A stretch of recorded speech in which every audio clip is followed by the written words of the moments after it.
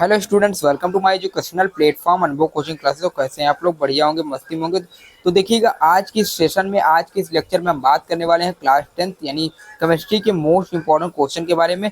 तो भैया, जो क्वेश्चन आपके बोर्ड एग्जाम के लिए मोस्ट इंपॉर्टेंट रहने वाले, आपके बोर्ड एग्जाम के लिए रामबाण साबित होने वाले, उन केमिस्ट्री के most important reaction, most important question लेकर आए हैं आपके इस छोटे से लेक्चर में।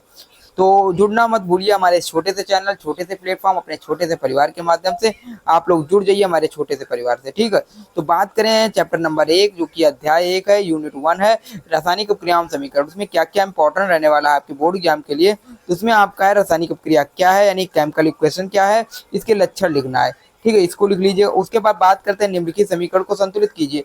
तो हमें कुछ समीकरण को केमिकल इक्वेशन दे रखे हैं, उनको समीकरण को क्या करना, संतुलित करना।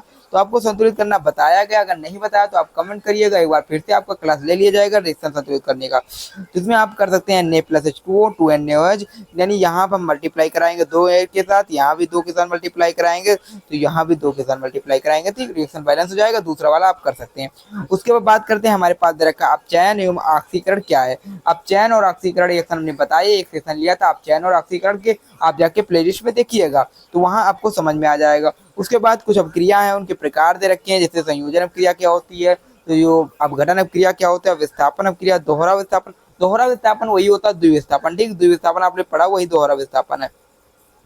ऊष्माक्षेपी अपक्रिया क्या है, ऊष्माशोषी अपक्रिया क्या है, तो ये सारे हम पढ़ सकते हैं, ठीक, इसको हमने पढ़ाया है, जाके आप देख सकते हैं, या फिर आपने पहले से पढ़ रखा तो ठीक है। अब दूसरा एक चैप्टर बात करते हैं, यानी अम्ल क्षार के बारे में और लवण के बारे में। तो अम्ल और क्षार की परिभाषा और उनके उदाहरण लिखना है। तो अम्ल क्षार की परिभाषा, उनके उदाहरण को लिखना, कैसे लिखोगे? तो भैया इसको कुछ नहीं है भैया, अम्ल क्या होता है, जो जलीय अम्ल प्लस आयन देते हैं, क्षार क्या होता है, जो H माइनस आयन देते हैं, ठीक है। पीएच क्या है, पीएच के बारे में आपको लोगों को बताया गया, या किसी विलयन के बारे में क्या बताता है, तो ये भी आपके बारे में बताया गया। बेकिंग सोडा, वॉशिंग सोडा और प्लास्टर ऑफ पेरिस बनाने के उपयोग लिखना है, यानी बनाने की विधि भी लिखना है और उपयोग भी लिखना है, ठीक है।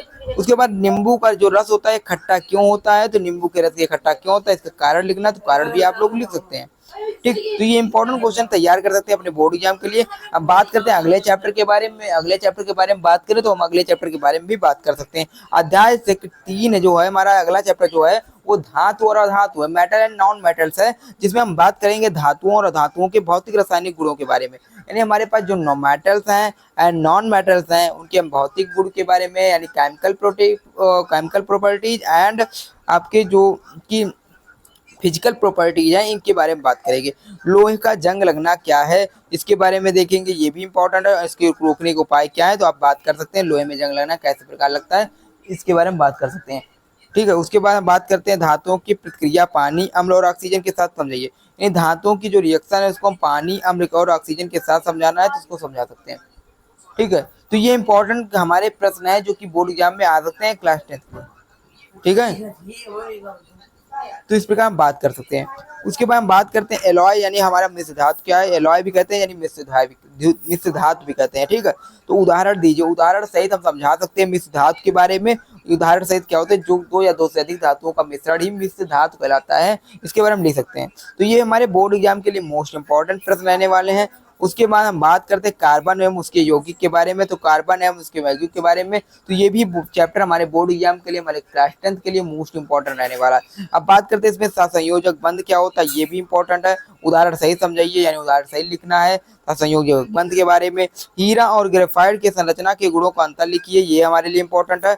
और एथेनॉल एथेनोइक अम्ल के बनाने की विधि और उपयोग, भैया बनाने की विधि, उपयोग और chemical properties and physical property, ये तैयार करिएगा। इसको आपके बोर्ड एग्जाम के लिए मोस्ट इंपॉर्टेंट रहने वाला है, एथेनॉल और एथेनोइक अम्ल, जिसे एसिटिक अम्ल भी कहते हैं।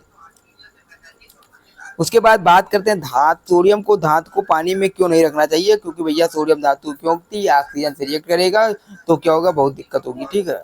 तो इस प्रकार ये हमारे बोर्ड एग्जाम के लिए पहले चैप्टर, दूसरे चैप्टर और तीसरे चैप्टर और चौथे चैप्टर से most important question, most important प्रश्न रहने वाले हैं। मैं उम्मीद करता हूँ आप सभी छात्रों को, आप सभी स्टूडेंट को, यानी आप लोग सभी को ये हमारे क्वेश्चन इंपॉर्टेंट लगे होंगे, बहुत ही अच्छे समझ में आए होंगे, सारे इंपॉर्टेंट क्वेश्चन लगे रहे होंगे। अगर अच्छे लगे हैं और क्वेश्चन समझ में आए होंगे और वीडियो भी अच्छा लगा, सेशन भी अच्छा लगा, तो आप अपने दोस्तों के पास वीडियो को जरूर शेयर करिएगा। अपने मित्रों को उतना जोड़ना मतलब हमसे जोड़ना के लिए मत भूलिएगा। आप लोग अपने मित्रों के साथ हमारे वीडियो को साझा करिए, क्योंकि आपके मित्र भी हमसे जुड़े और हमारे चैनल से जुड़े, हमारे प्लेटफॉर्म, हमारे छोटे से परिवार से जुड़े, क्योंकि आपके अगर आप जुड़े तो आपके मित्र का जोड़ना आपका कर्तव्य है। आप अपने मित्रों को लाइए, हमारे से जोड़िए, इस प्रकार हम आपसे जुड़े रहेंगे और आपके मित्रों से भी जुड़े रहेंगे। तो मैं उम्मीद करता हूँ वीडियो अच्छा लगा, इसलिए आप शेयर जरूर करेंगे, वीडियो को शेयर जरूर कर दीजिएगा, और चैनल को आप नए हैं तो आप भी सब्सक्राइब कर दीजिए और बेल आइकन दबा लीजिए, अगर नहीं कर रखा तो कर लीजिए, ठीक है। तो फिर मिलते हैं अगली वीडियो के साथ, अगले सेशन के साथ, अगले लेक्चर के साथ। तो मैं उम्मीद करता हूँ ये लेक्चर बहुत ही प्यारा लगा होगा, बहुत ही अच्छा लगा होगा, ठीक है। तो जय हिंद, जय भारत, लव यू स्टूडेंट्स। तो फिर मिलते हैं अगली वीडियो के साथ।